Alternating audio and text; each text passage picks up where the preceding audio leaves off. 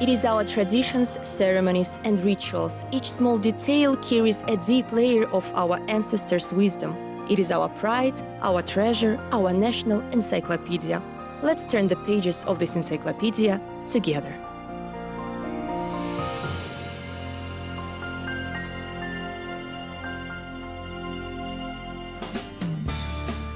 The arrival of a new person into the family is a special event, and this event plays a significant role in the Kazakh traditions. At modern weddings, we can see the rituals which refer back to the period of nomadism. Why do the Kazakhs hide the future kelin, daughter-in-law, behind shimoldik curtain?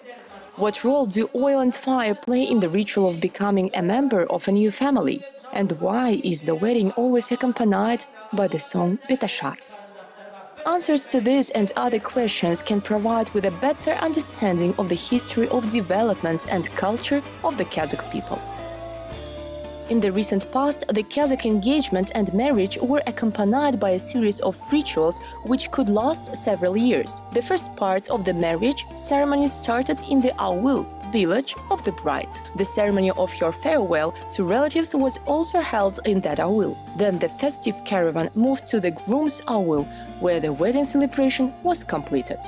The ceremony of the bride's arrival in the groom's house is called kelin to seru. It can be translated as kelin, daughter-in-law, to seru, to bring home. All relatives get prepared for this celebration. The one who first sees the approach of the wedding caravan and informs about it receives a gift which is called suyenshe. According to tradition, the bride does not enter house as soon as she arrives. First, she is left with the jenge, another elder daughter-in-law, near the house.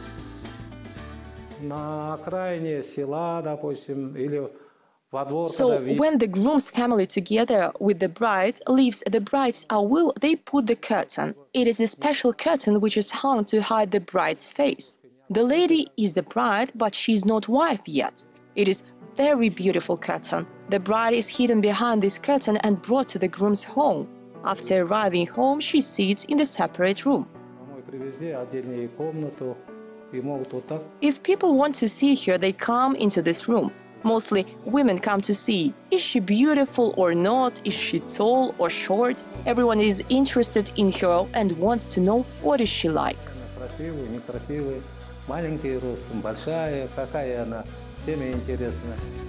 The curtain behind which the bride is hidden is called shimoldik in Kazakh. It is believed that shimoldik is designed to protect the bride from the evil eye, but scientists have another explanation of hanging the ritual curtain.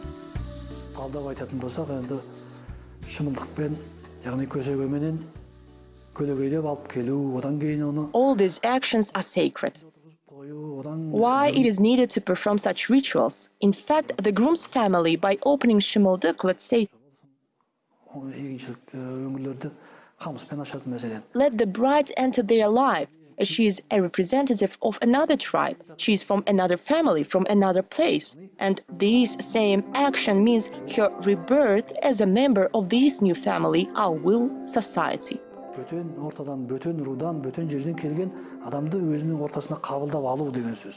If we draw a parallel, then we also cover the dead with a curtain. The soul of the dead goes to the world beyond.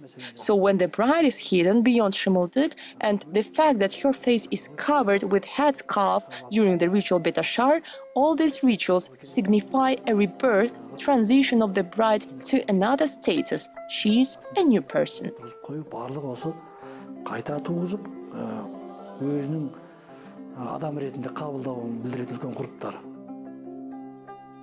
Жест, действие сохранилось, а смысл уже утрачен. The actions and gesture have been preserved, but the meaning of these rituals has been lost already. And scientists, ethnographers try to disclose them and research for semantics. Such studies lead to surprising results. The origin of some Kazakh rituals and customs goes to the ancient Turkic era. If we talk about the bride who goes to another family, then her face is covered when she leaves her parents' home. Some nations cover the bride's face with a veil. The veil is common for Europe and Russia. The veil is the same as the curtain. I think that there is a principle of mirror shown in this curtain. It's a looking glass. The curtain has the function of transition, function of border. Переход в тот мир, тот другой мир. Azerbaijanis, for example, when the bride crosses the threshold of her new home, her husband's home, first bring a mirror into a house. That means she enters into another world. Why do people still say that bride should not look back when she is leaving her parents' home?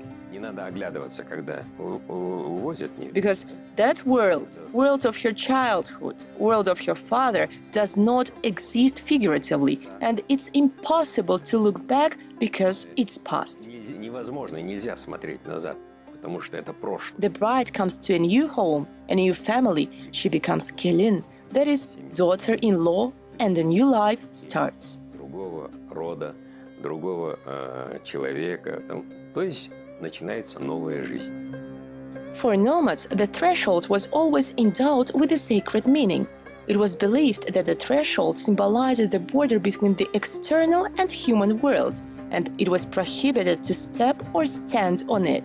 This action meant to wish evil to the house or bring the family the news of the relative's death.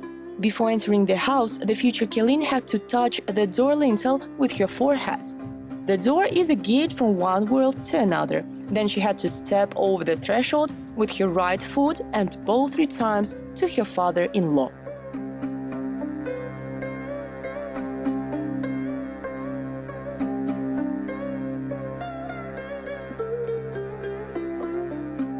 The relatives who meet the participants of the wedding caravan shower them with shashu, sweets and coins. This is a benevolent ritual.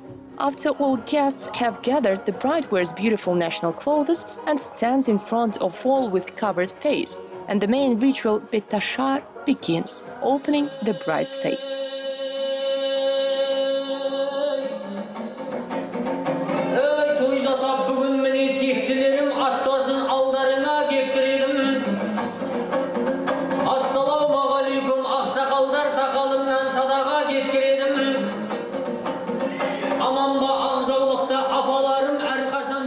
This ritual is arranged by Akin. The singer-improviser introduces the young kelin to her new family, starting with her husband's parents. After each verse, the bride makes a bow.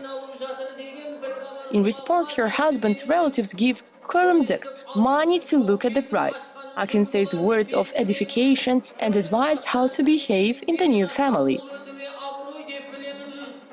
Betashar is a moral and ethical code of the Kazakh family. It is a kind of instruction that helps the bride get to know new relatives, learn about the order in the home, simplifies her entry into new family.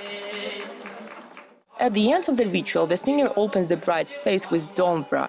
For the Kazakhs, it is a sacred instrument. Her mother-in-law comes and kisses her, wishes happiness and wealth. The distinctive feature of Betashar is that it is performed only under the song. It is heartening that this tradition is still alive even beyond the territory of the Kazakh steppe.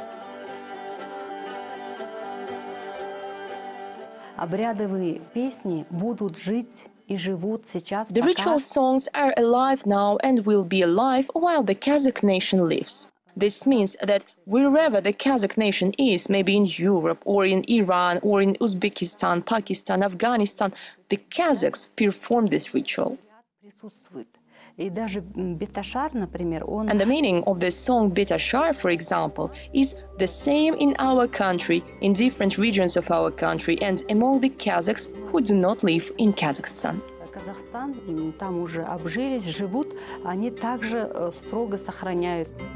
This ritual refers to the times when our ancestors worshipped the goddess Umay, the goddess of fertility, the mother of all mothers, the protector of the women and children. The image of the Turkic goddess Umay was preserved among the Kazakhs in the form of Mayana, the deity of the family hearth. Yene, mother-in-law, gives the bride oil and the bride pours it into the fire. During this action they say Otana, Mayana, Jarılka, Mother of Fire, Mother Umay, bless us. This is an obligatory ritual which is performed when the bride arrives at her new home. In the Kazakh language, there are words od, that is fire, and odbасы, that is family. The word od also means smoke. What does this mean? This means that a new separate family is started. Tripod and fire are the symbols of this family. The action of pouring oil into the hearth and setting fire is a custom that symbolically means the start of the new family. Символдық тілмен белгілейтін ғұрыптар бар. Оттың иесі, Mayana деген ұғымдар бар. Сондықтан жаңағы Umayana is the mother of fire, and the daughter-in-law should perform the ritual of pouring oil into the hearth and setting fire. The woman is a homemaker, it's her duty. Түтін түтетін негізгі иесі әрине әйел заты болғандықтан осы әйелге жүктеп отырған міндеті сол. After the wedding feast, the bride took salkilia headdress off and put the headscarf on. Changing of the headdress means that now she is a married woman. Ethnographers say that in some regions, kelin were an imitation of salkilia until she becomes pregnant. Келін кеп түскеннен кейін, ертеңінде енді жаңағы алғашқы түндікті ашып, негізгі қызметіне кірісе бастайды ғой. The next day, the daughter-in-law arrived her new home. She opened the door of the yurt for the first time and started fulfilling her everyday duties.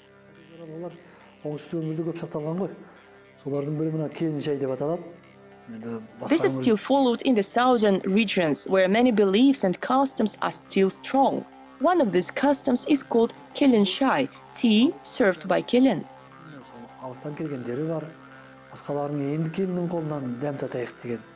The next day after kelin to Seru, people who arrived from afar come to drink tea served by the young daughter-in-law. All relatives gather and continue to feast because this unites people.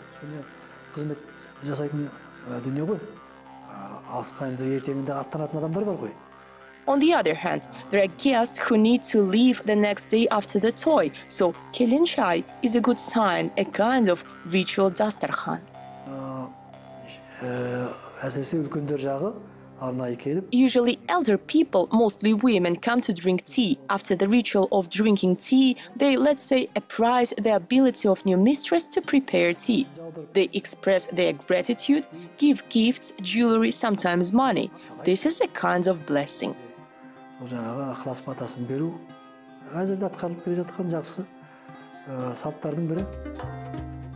The other ritual worth mentioning is the Muslim ritual of the marriage Nikke Kiyar or Nikke Kiyu. Some families invite the mullah, he reads the prayer, asks the newlyweds about consent to marriage in front of witnesses, and then pours out his blessings upon their marriage.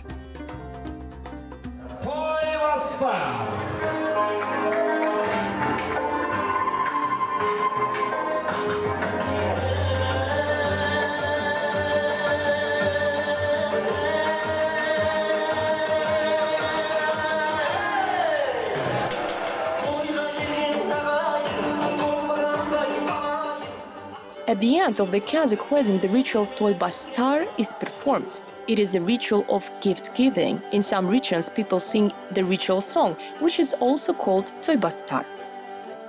Toy Bastar is literally translated into English as the beginning of toy, event or celebration, but the ritual is performed at the end of the wedding. It's like a wish to have other celebrations and weddings so that the end of this celebration becomes the beginning of the next. The Kazakhs say toy toyga ulasın, let this celebration flow into another one. And that's why the ritual is performed of the wedding, song Toy Bastar is sang and the gifts are given to the guests. In the old days, a special yurt called Otao was set up for the newlyweds. After the wedding, the young kelin rose the first one, opened shanrak in the yurt and began fulfilling her everyday duties because she is a mistress of the family hearth. Much has changed since those days, but some elements of the Kazakh wedding have remained unchanged. The Kazakh village does not exist in the way it used to be, and there are no nomads, wandering people, but most of prairie folkways and traditions still surround us. We follow them, but we not always know what they mean. Bahit Kairbekov. poets.